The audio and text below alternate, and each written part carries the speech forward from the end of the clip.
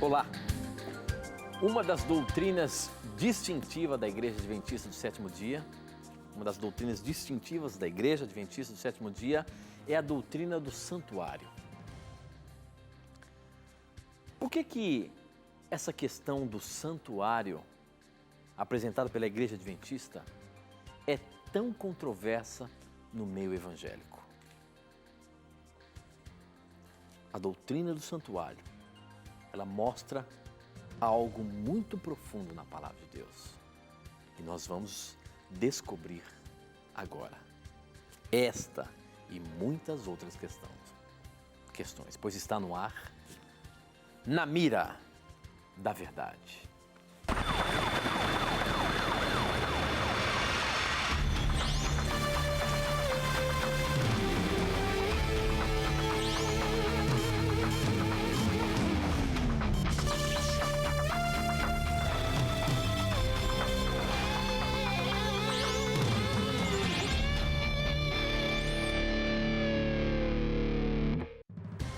Já estamos no ar, já nos conectamos com o Brasil e o mundo através das ondas do rádio, da internet e da TV Novo Tempo espalhada por todo o nosso país. E você, aonde quer que esteja, é muito bem-vindo. Estamos começando mais um Na Mira da Verdade, um programa em que você pergunta e a Bíblia responde. Mas quem está na mira é ele, professor Leandro Quadros, o qual já começamos a cumprimentar.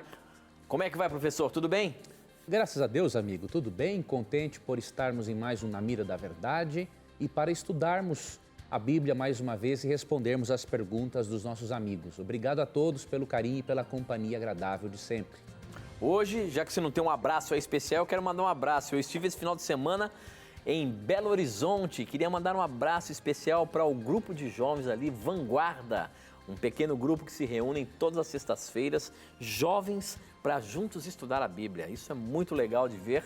Estive lá participando com eles. Um abraço a cada um de vocês. E a Igreja Central de Belo Horizonte também. Sintam-se abraçados, em especial a família do Arnaldo, a família do Osmilton e os nossos amigos todos que estiveram aí com a gente. Obrigado pelo carinho de sempre, por nós do programa Na Mira da Verdade, por mim que estive aí com vocês. Que Deus abençoe a cada um de vocês, viu?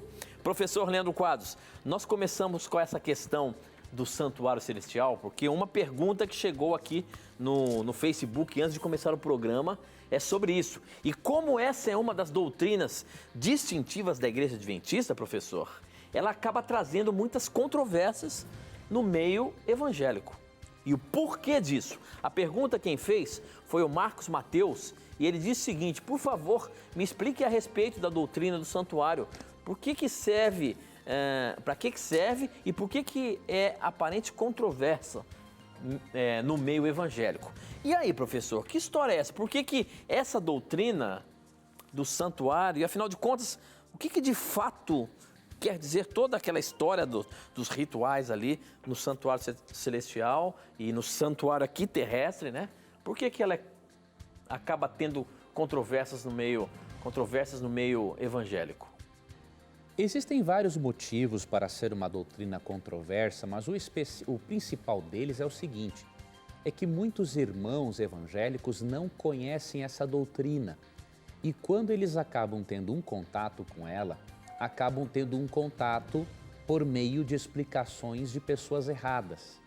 Pessoas que não estudaram essa doutrina devidamente e que pelo fato desta doutrina ser diferente, distintiva, as pessoas acabam vendo como sendo uma doutrina não bíblica. Resumindo, muitos acham que por ser uma doutrina ensinada por adventistas, não é uma doutrina que mereça crédito. E aí essas pessoas não acabam estudando a doutrina devidamente e quando um irmão evangélico tem contato com esta doutrina bíblica, ele acaba, obviamente, já mantendo este contato com certa antipatia, porque foi explicado a ele o assunto de uma forma errada, de uma forma preconceituosa. E é por isso que nós vamos aproveitar estes minutos iniciais do programa para falarmos um pouco deste assunto, já que chegou esta pergunta. E dizer para o nosso telespectador que ao longo deste ano nós vamos sim fazer um programa temático, um ou dois, não sei ainda, depende do material que eu produzir, para tratarmos só desse assunto e para você perceber que esta doutrina do santuário, na verdade, ela mostra a pessoa de Cristo como sendo o centro do plano de salvação. Vamos nos aprofundarmos um pouquinho mais. Na verdade, quando você ouvir falar em doutrina do santuário, lembre-se, doutrina da salvação. Por quê? Todo o santuário construído nos dias de Israel tinha o propósito de servir como uma parábola do plano de salvação. Então, como que Deus ensinaria aspectos do plano de salvação ao povo antigo? Um povo que era rude, um povo que era acostumado a ver as nações pagãs sacrificando até seres humanos, um povo que não tinha revelação escrita como nós temos. Deus, obviamente, tinha que se utilizar de um recurso didático.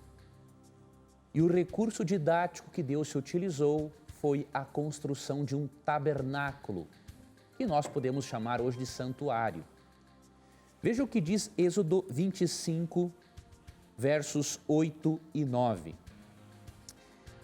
Falando com Moisés, Deus disse: "E me farão um santuário para que eu possa habitar no meio deles, segundo tudo que eu te mostrar, para modelo do tabernáculo e para modelo de todos os seus móveis, assim mesmo o fareis." Agora verso 40. "Vê, pois, que tudo faças segundo o modelo que te foi mostrado no monte."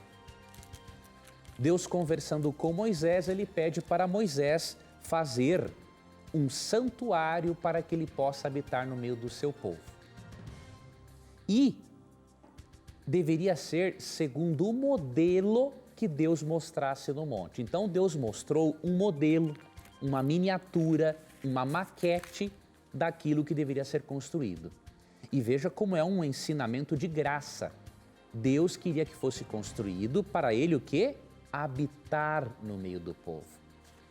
O santuário se tornaria o centro da adoração a Deus e de toda a experiência religiosa do povo. Agora, se Deus pediu para Moisés fazer um santuário de acordo com um modelo que lhe foi mostrado, isso significa que há um original.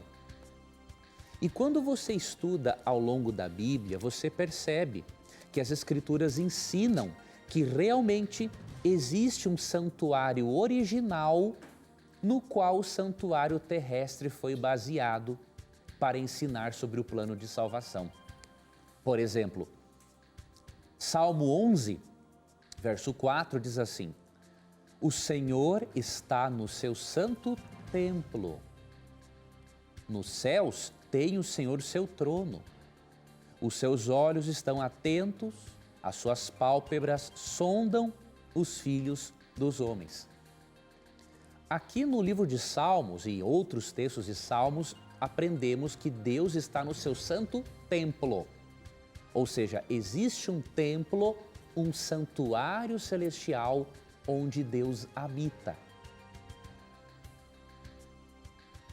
E de acordo com a doutrina do santuário, quando estudamos Antigo e Novo Testamento, aprendemos que todo aquele ritual que existia no santuário terrestre apontava para o ministério de Cristo, tanto na cruz quanto no santuário celestial.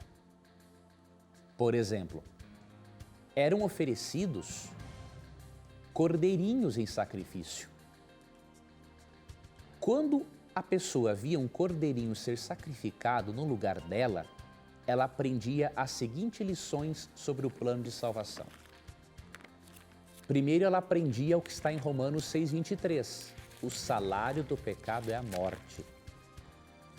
Segundo, ela aprendia que Deus pune o pecado, primeiramente. Segundo, ela aprendia que para ela viver deveria haver um substituto. E é por isso que Hebreus 9:22 diz que sem derramamento de sangue não há remissão de pecados. E terceiro, a pessoa aprendia que só Deus poderia prover o sacrifício para a expiação, para o perdão dos pecados. Então a pessoa aprendia que Deus pune o pecado, que haveria um substituto e que só Deus pode prover esse substituto. Veja, na doutrina do santuário, a pessoa aprendia, por meio daquele ritual, que a salvação se centraliza em Deus. E quando você vai, por exemplo, para Hebreus 8, 1 e 2, você aprende que Jesus, que representava aqueles cordeirinhos sacrificados, agora, ao invés de ele ser só o Cordeiro de Deus que tira o pecado do mundo, função esta que ele cumpre na cruz, ele acumula uma segunda função. No santuário terrestre havia a vítima sacrificada no lugar do pecador e havia a figura do sacerdote que intermediava entre o ser humano e pecador, mostrando que o pecado era tão grave ao ponto de separar tanto o ser humano de Deus que teria de haver um mediador. Jesus, além de ser o sacrifício perfeito, representado por aqueles sacrifícios de cordeirinhos no Antigo Testamento, Cristo também cumpre a função do sacerdote. E é por isso que em Hebreus 8, 1 e 2, é dito o seguinte, falando também no contexto do santuário celestial. Ora, o essencial das coisas que temos dito é que possuímos tal sumo sacerdote que se assentou à destra do trono da majestade nos céus, como ministro do santuário e do verdadeiro tabernáculo que o Senhor erigiu e não o homem. A pessoa de Cristo, o Cristo ressuscitado e que venceu a morte, além de ser o Cordeiro de Deus que tira o pecado do mundo, ele é ministro, sumo sacerdote do santuário celestial. Isto garante, amigo ouvinte, que você e eu temos livre acesso a Deus a qualquer momento do dia. Assim como a figura do sacerdote no Antigo Testamento intermediava o povo e Deus, Jesus, ao intermediar a relação nossa com Deus, ele garante que nossas orações são ouvidas, serão atendidas e, além disso, a presença de Cristo no santuário celestial permite que Deus aplique os benefícios da cruz à nossa vida. E de que maneira? Com a presença hoje do Espírito Santo aqui conosco, vivendo conosco. Veja, resumidamente, eu dei uma palhinha da palhinha da palhinha. É uma doutrina que deveria gerar controvérsia? Não deveria. Por que que gera controvérsia? Porque muitos não entendem a doutrina. Agora, há um porém, há uma coisa a mais. Além de muitas pessoas não entenderem a doutrina e criticarem sem entender, o detalhe é que a doutrina do santuário, amigo ouvinte, entre outras coisas, ela ensina o seguinte, e isso é o que traz incômodo para muitos críticos. A doutrina do santuário ensina que a lei de Deus é eterna e que um dia haverá um juízo para Deus mostrar perante o universo quem realmente é fiel a Deus ou não. Esse é o chamado juízo investigativo. Como a doutrina da lei e a doutrina do juízo investigativo ou o juízo pré-advento estão ligadas à doutrina do santuário, então para muitos é mais fácil considerar a doutrina antibíblica para não ter que aceitar as outras doutrinas que vêm juntamente com ela. E quer ver como a Bíblia mostra a presença da lei, a eternidade da lei juntamente com a doutrina do santuário? Apocalipse 11, 19. Abriu-se então o santuário de Deus que se acha no céu, e foi vista a arca da aliança no seu santuário. E sobrevieram relâmpagos, vozes, trovões, terremoto e grande saraiva. A arca da aliança foi vista no santuário. Esta é a arca original. Na arca da aliança terrestre, nela estavam as placas dos 10 mandamentos, que eram, obviamente, uma cópia dos princípios morais muito mais amplos, obviamente, que se encontram no céu. Então, quando o santuário de Deus foi visto por João em visão e a arca também, é óbvio que dentro da arca se encontram os princípios morais de Deus.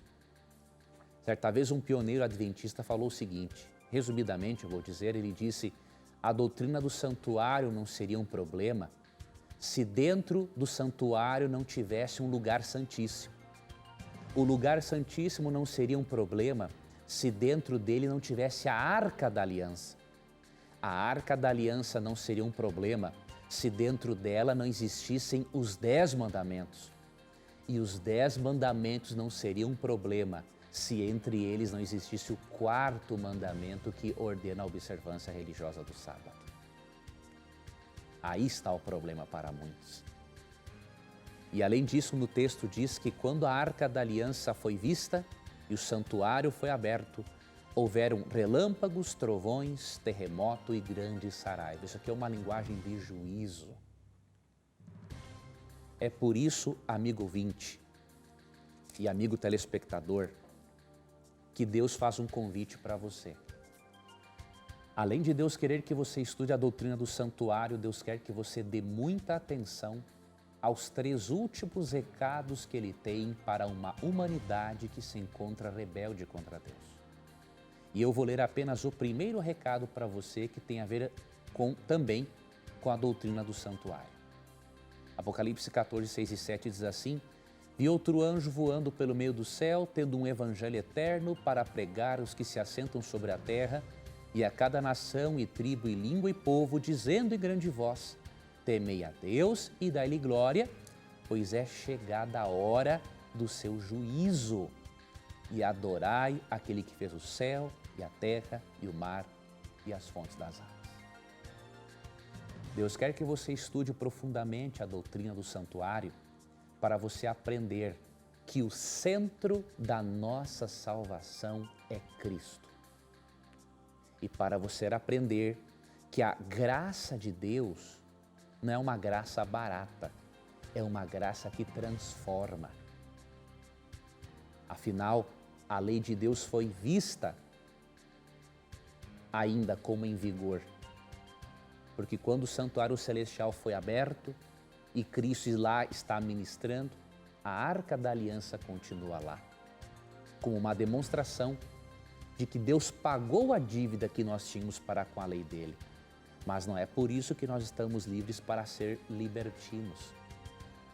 Ao mesmo tempo que a Bíblia fala de um evangelho eterno, ela pede para nós: temei a Deus e dai-lhe glória, pois é chegada a hora do seu juízo. E adorai aquele que fez o céu, a terra, o mar e as fontes das águas. Sabe como que nós nos preparamos para a volta de Cristo? Segundo este recado de Deus aqui e a doutrina do santuário, adorando aquele que fez o céu, a terra, o mar e as fontes das águas. Se você aceita Cristo como seu Salvador e decide adorá-lo como Criador, automaticamente você aceitará o sábado bíblico, porque o sábado bíblico é um lembrete, é um monumento no tempo que nos recorda de que Deus é o Criador. Aprofunde-se nessa doutrina e você verá que não há razões para ela ser controversa. Pelo contrário, ela é uma doutrina cristocêntrica. Muito bem, professor. Nosso programa já começou quente, um assunto amplo e que a gente promete a você que vai fazer um programa temático para se aprofundar mais nesse assunto, que eu tenho certeza que é bastante intrigante, mas é muito importante nos dias de hoje conhecermos o que a Bíblia fala sobre isso.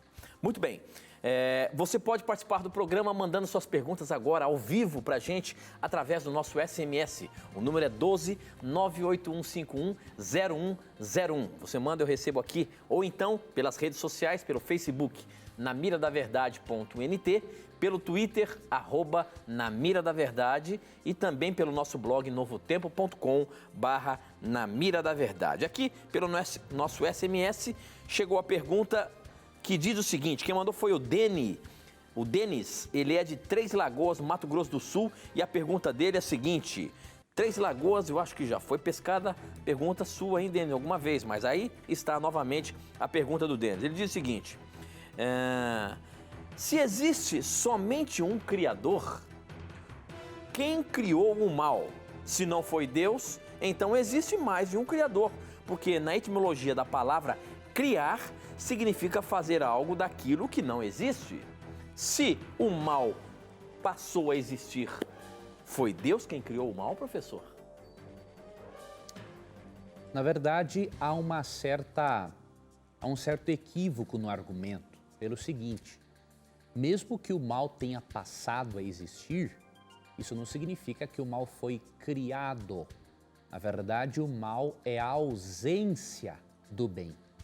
Quando há a ausência do bem, existe o mal.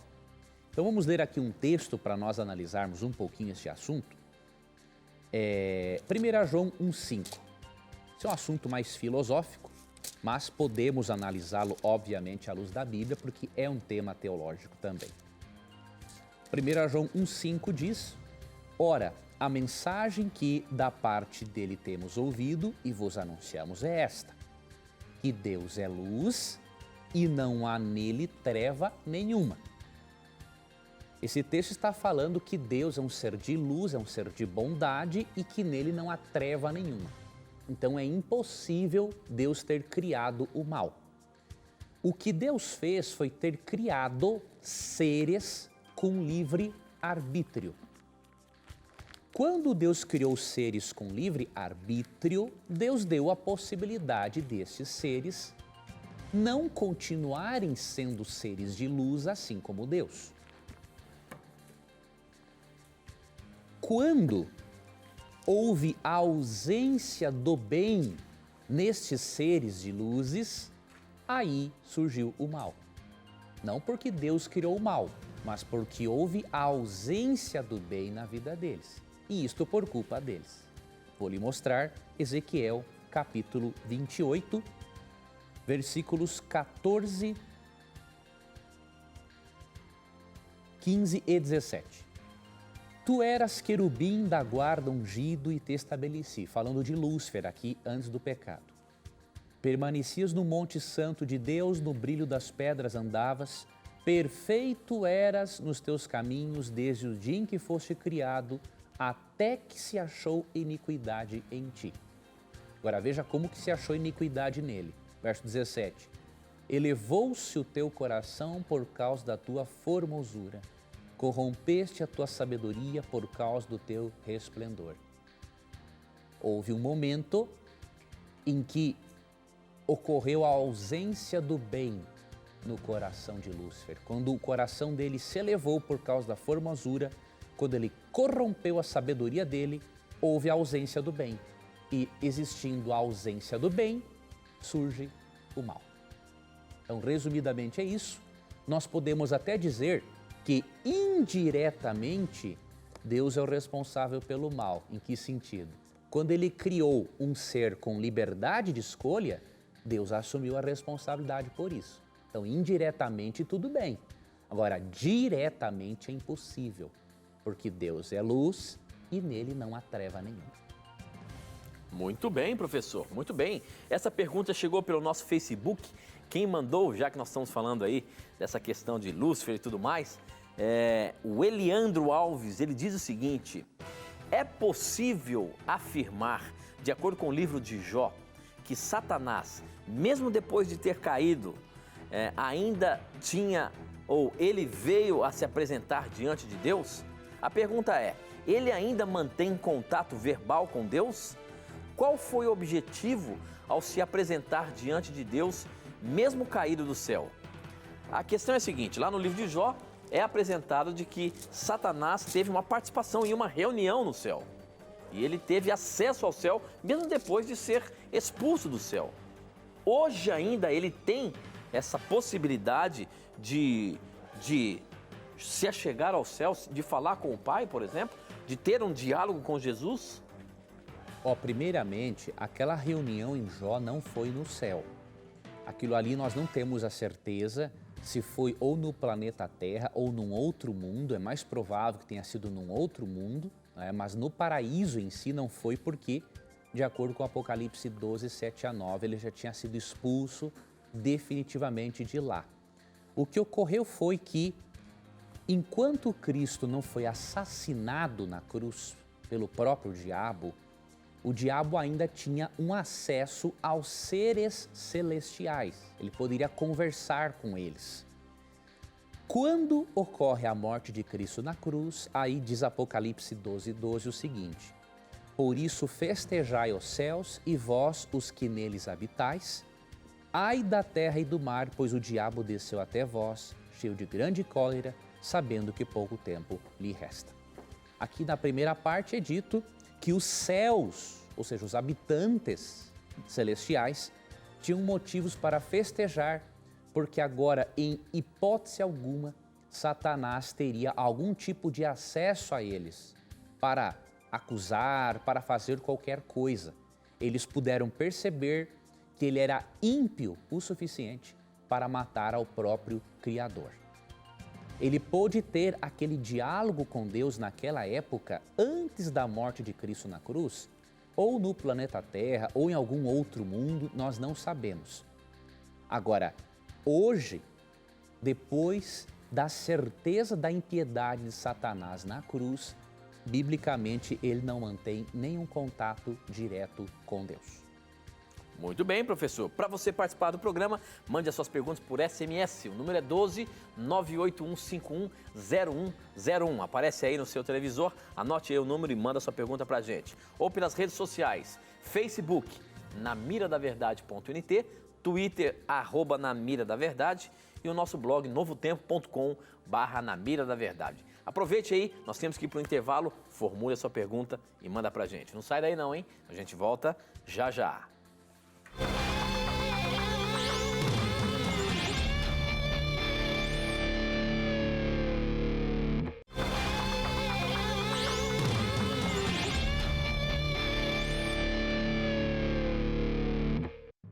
Já estamos de volta, agora são 9 horas e 33 minutos, ao vivo aqui pela TV Novo Tempo. Este é o programa Na Mira da Verdade. Um abraço a você, onde quer que esteja. Talvez você esteja nos assistindo através de uma parabólica espalhada por esse nosso imenso Brasil. Muito, muito obrigado. Este é o programa em que você pergunta ao vivo aqui suas dúvidas bíblicas e serão respondidas na Palavra de Deus. Você que nos ouve através da Rádio Novo Tempo, um abraço também. Você que está andando, viajando, quem sabe, ouvindo esse programa, é um prazer muito grande ter a sua audiência aqui com a gente. E a você que nos assiste pela internet em qualquer lugar do mundo. Participe do nosso programa, mande a sua pergunta para a gente aí através do nosso blog ou através das redes sociais. Muito obrigado pela audiência de todos, o carinho que todos têm por nós. E juntos aqui nós estamos para estudar a Palavra de Deus. Portanto, não tenha preconceitos, pergunte o que você quiser e vamos colocar o professor na mira da verdade. Essa pergunta, quem mandou foi o Wellington, ele é muçulmano e ele faz a seguinte pergunta: professor Leandro Quadros, se segura na cadeira aí que eu quero ver como é que você sai. A pergunta dele é o seguinte: Jesus quebrou o sábado? Boa noite, Tito. A minha pergunta é a seguinte: semana passada o professor Leandro Quadros estava respondendo uma pergunta sobre o sábado e disse que Jesus não pregou contra o sábado. Porém, como fica o fato de Jesus ter quebrado o Shabat quando ele foi flagrado com os discípulos colhendo alimentos no campo? Marcos 2:22. E quando foi questionado, Jesus pregou claramente contra o sábado, ao dizer que o sábado foi feito para o homem e não o homem para o sábado, Mateus 2:27, minimizando assim a guarda do sábado. E ele coloca uma observação: caso o professor diga que Jesus estava se referindo a uma forma legalista, lembre-se que a guarda do sábado é uma lei e deve, sim, ser seguida de forma legalista. E caso o professor cite o episódio de Davi, mencionado por Jesus no texto de Marcos 2, 26, lembre-se que Davi foi punido por diversas desobediências. Salam aleikum, aleikum salam, Wellington. E aí, professor, que história é essa aí? Jesus realmente quebrou o sábado e a base que ele dá, o contexto todo ali, tá certo? Primeiramente, se Cristo tivesse quebrado o sábado, meu irmão, conforme a concepção que você tem, Cristo seria um pecador. E aí, se Cristo fosse um pecador, ele não poderia ser um salvador. Então vamos ler primeiramente João 15, 10. Mas no conceito dele, quem diz que Cristo é um salvador? Vamos continuar aqui, que eu vou argumentar com ele. Se guardardes os meus mandamentos, permanecereis no meu amor, assim como também eu tenho guardado os mandamentos de meu Pai e no seu amor permaneço. Bom, já que o irmão citou a Bíblia, eu também tenho que citar a Bíblia na argumentação. Aqui Jesus diz que ele só guardou os mandamentos do Pai. Ele nunca desobedeceu aos mandamentos do Pai. E se ele desobedecesse aos mandamentos do Pai, ele seria um pecador e não poderia ser um salvador. Agora, digamos que o irmão não crê que ele é um salvador, não tem problema. O texto diz aqui que ele guardou os mandamentos do Pai. Outro detalhe, quando você citou Marcos 2,27 e disse que o texto minimiza o sábado, na verdade, uma leitura atenta revela o contrário. O que diz aqui? O sábado foi estabelecido por causa do homem. Ou seja, para benefício do ser humano. Ele não está minimizando o sábado. O sábado foi estabelecido por causa do homem e não o homem por causa do sábado. Você está vendo aqui claramente num contexto em que os fariseus condenaram a Cristo e os seus seguidores por colherem espigas no dia de sábado.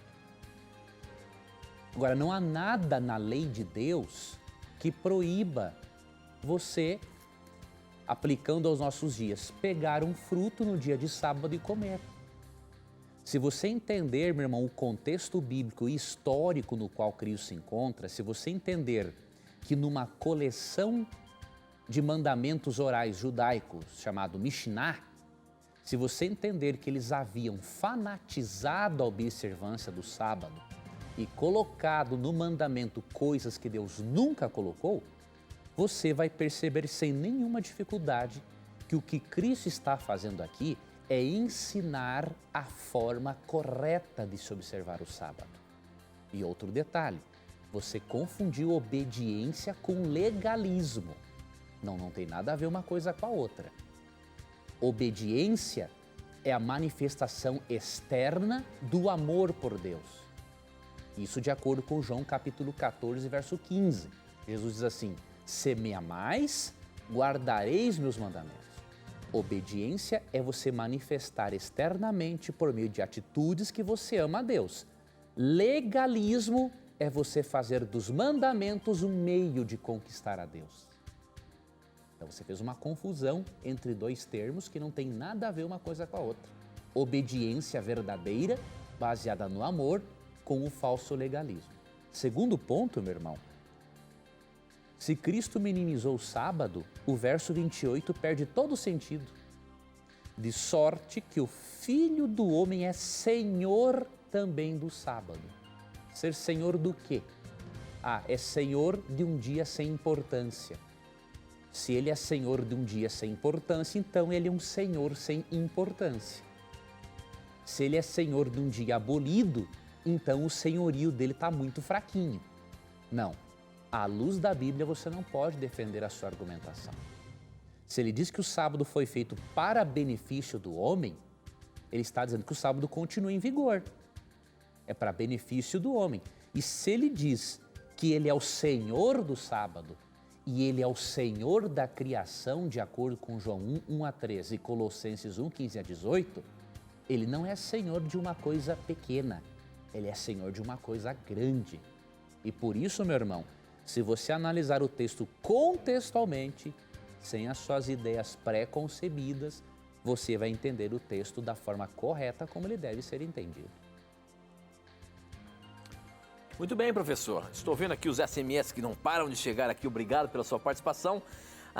O Erinaldo, de Japurá, Amazonas, olha só, longe, pergunta o seguinte: é verdade que ainda ficam dentro de nós um cadáver pecaminoso quando somos batizados? Não podemos usar esta expressão cadáver pecaminoso, querido telespectador e ouvinte, mas podemos usar sim a expressão natureza pecaminosa, ou seja, uma propensão interna para o mal. Isso nós podemos usar. Agora, a maravilha do Evangelho é que, pela atuação interna do Espírito Santo, essa natureza vai sendo morta de fome e a natureza espiritual vai sendo alimentada.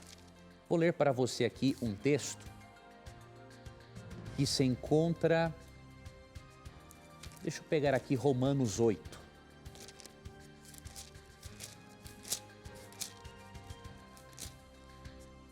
Romanos capítulo 8, vou ler dos versos 1 a 4. Agora, pois, já nenhuma condenação há para os que estão em Cristo Jesus, porque a lei do Espírito da vida em Cristo te livrou da lei do pecado e da morte.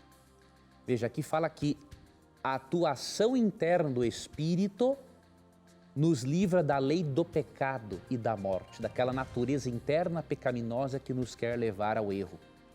Porquanto que for impossível a lei, no que estava enferma pela carne, isso fez Deus enviando o seu próprio Filho em semelhança de carne pecaminosa e no tocante ao pecado, e com efeito, condenou Deus na carne o pecado, a fim de que o preceito da lei se cumprisse em nós, que não andamos segundo a carne, mas segundo o Espírito. Ou seja, quando somos batizados, além da natureza carnal, da natureza interna, temos dentro de nós a natureza do Espírito Santo. Se você alimentar mais a natureza espiritual, a natureza pecaminosa vai perdendo terreno, mesmo que ela só vá sair da nossa vida definitivamente quando Cristo voltar na glorificação. Agora, se nós alimentamos mais a natureza pecaminosa, obviamente estamos trazendo para nós a morte. Nesse momento você fica com o momento da mentira.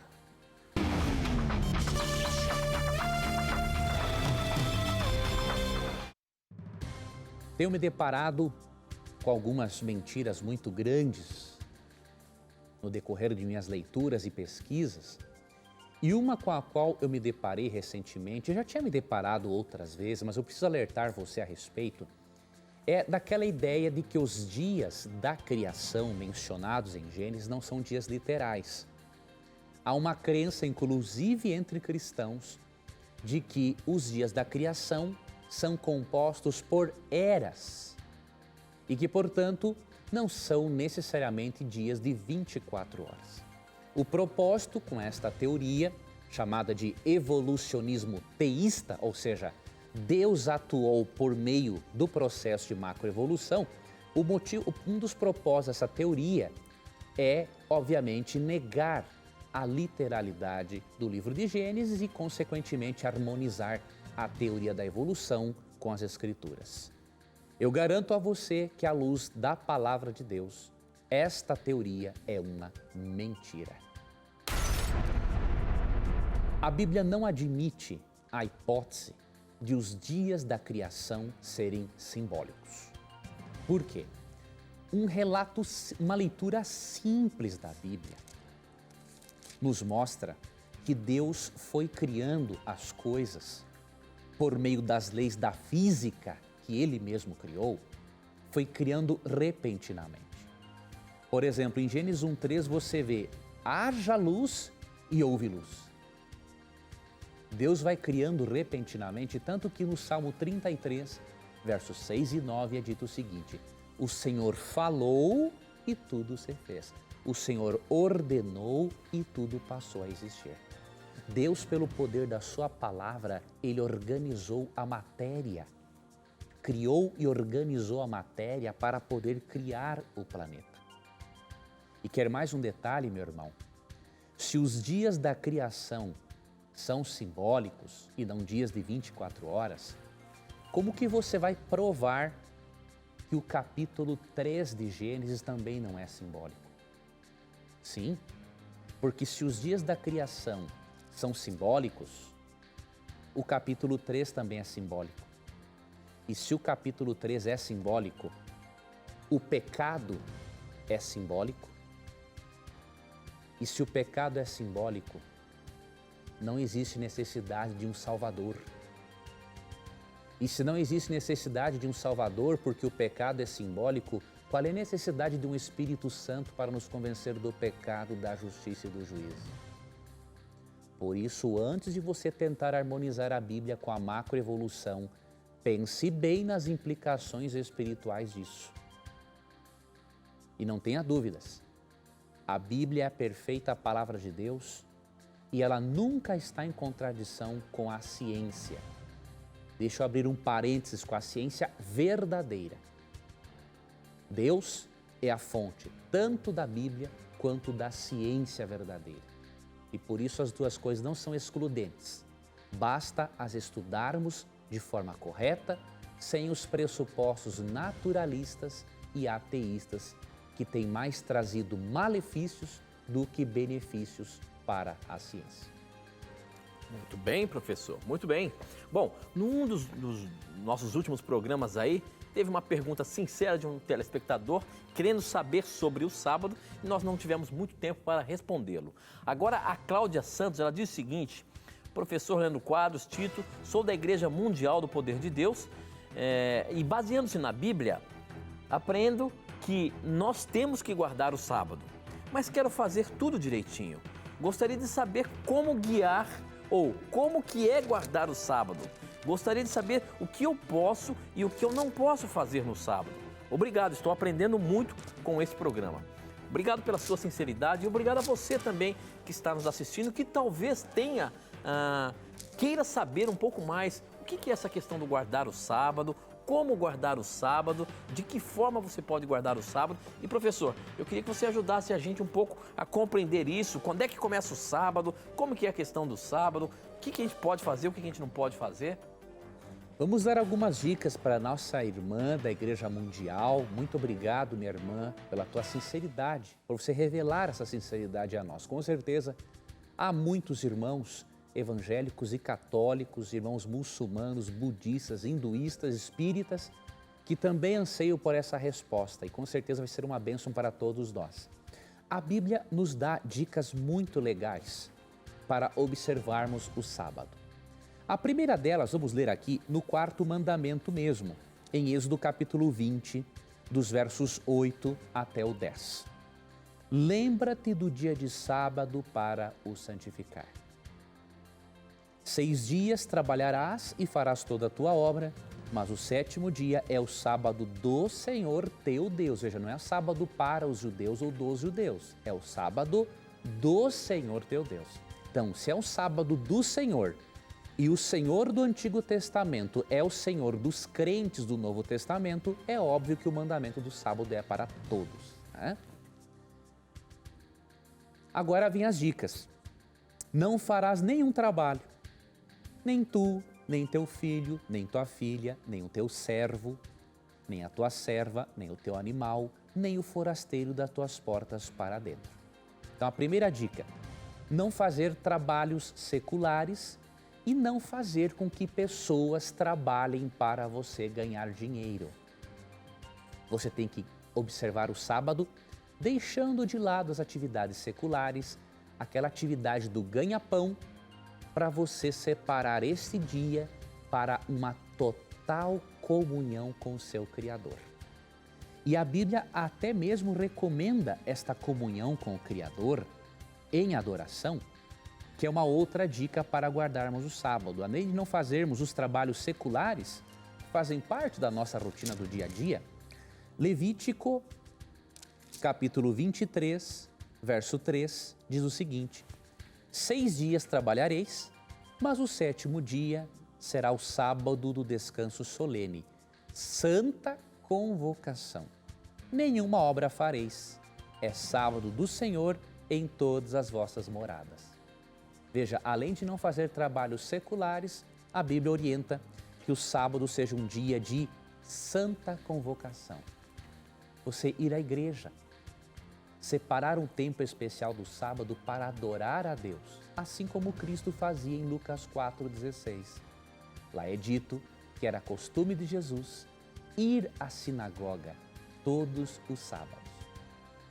Outra dica legal para você observar o sábado é a seguinte: fazer o bem aos necessitados. É óbvio que nós fazemos o bem aos necessitados todos os dias, mas Deus gostaria que você separasse o sábado, já que é um momento especial de adoração, que você dedicasse mais deste tempo sabático para fazer o bem ao próximo. E Jesus fazia isso. Em Mateus capítulo 12, por exemplo, mesmo que Cristo adorasse a Deus todos os sábados na sinagoga, Cristo gostava de curar os enfermos.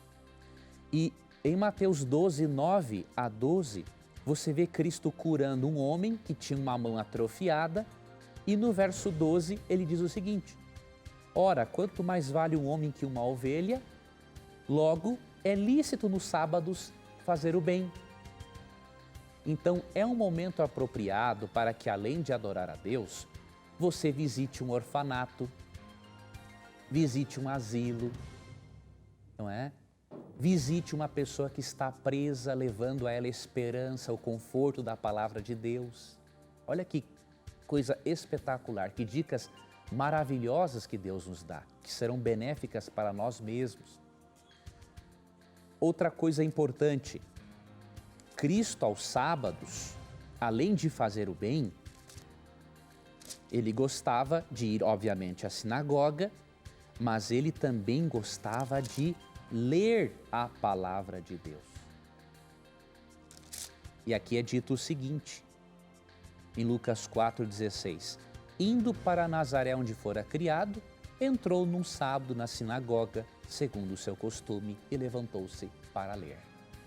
A leitura da Bíblia fazia parte da rotina de Cristo, especialmente no sábado.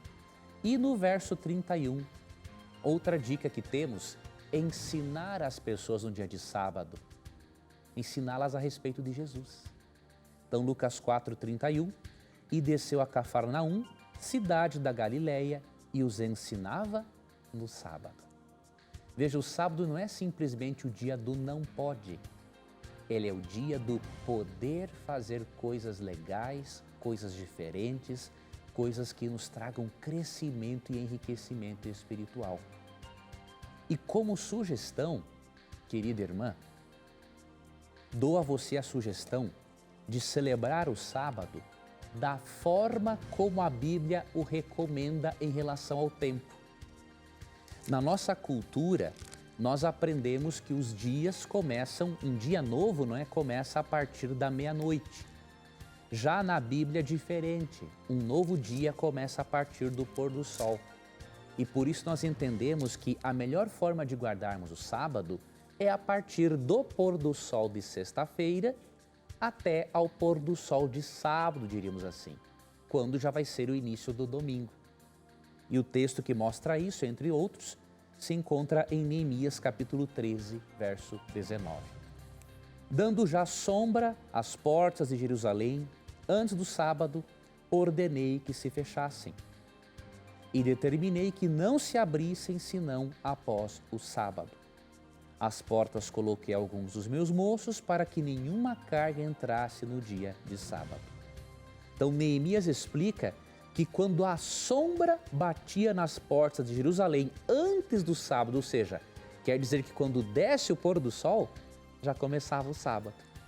Então, se do pôr do sol de sexta ao pôr do sol de sábado, você seguir essas dicas, passar mais tempo com o seu Criador e aproveitar também para seguir aquela dica de Atos 16:13, passar em minha natureza, fazer um bom piquenique com seus filhos, com certeza você vai desfrutar das bênçãos sabáticas que Deus tem para os seus filhos fiéis a este mandamento.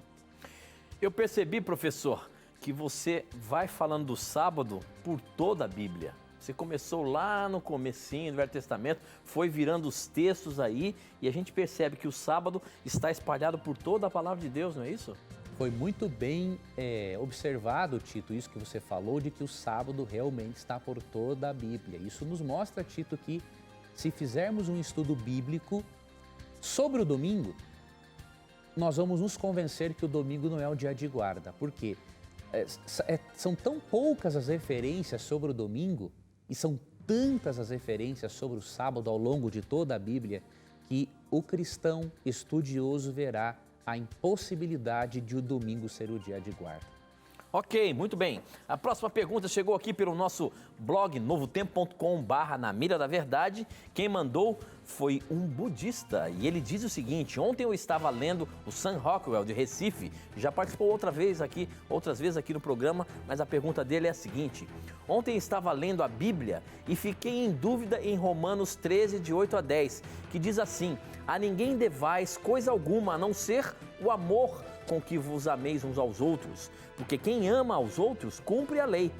Com efeito, não adulterarás, não matarás, não furtarás, não darás falso testemunho, não cobiçarás, e se há algum outro mandamento, tudo nesta palavra se resume: amarás ao teu próximo como a ti mesmo, e o amor não faz mal ao próximo, de sorte que o cumprimento da lei é o amor.